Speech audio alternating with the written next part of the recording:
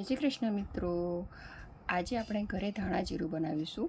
તો એના માટે 1 કિલો ધાણા લેવાના છે, 250 ગ્રામ જીરું અને ખડા મસાલાનું એક પેકેટ આવે છે એ નાખવાનું. અને આ મસાલાને બધાને ભેગા કરી અને ગેસ ઉપર શેકી લેવાના છે. શેકી અને પછી એનો આવી રીતે પાવડર બનાવવો છે. આ ધાણા જીરુંનો પાવડર તૈયાર છે. આ તમારું ધાણા જીરું બનીને તૈયાર થઈ ગયું છે, આપ જોઈ શકો છો. જો અને આને ભરવા માટે તમારે ડબ્બામાં કે આખું વર્ષ સચવાય અને કે કંઈ જીવાત કે કંઈ ના પડે એના માટે જો આવી રીતે નાખવાનું ડબ્બામાં.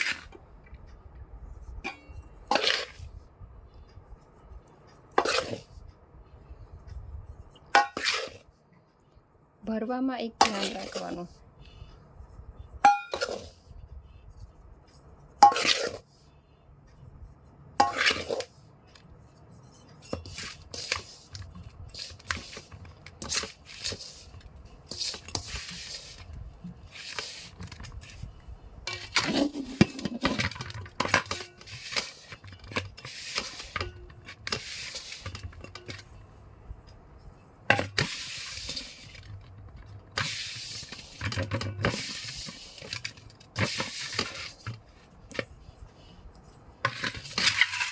હવે આપણે જો આ ડબ્બામાં આવી રીતે હાથથી આમ દબાવવાનું છે, આખું દબાઈને રાખવાનું છે.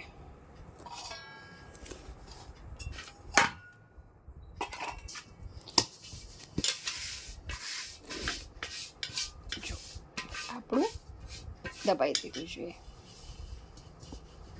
હવે આપણે આમાં પારાની ગોળી આવી રીતે મૂકી દેવાની છે.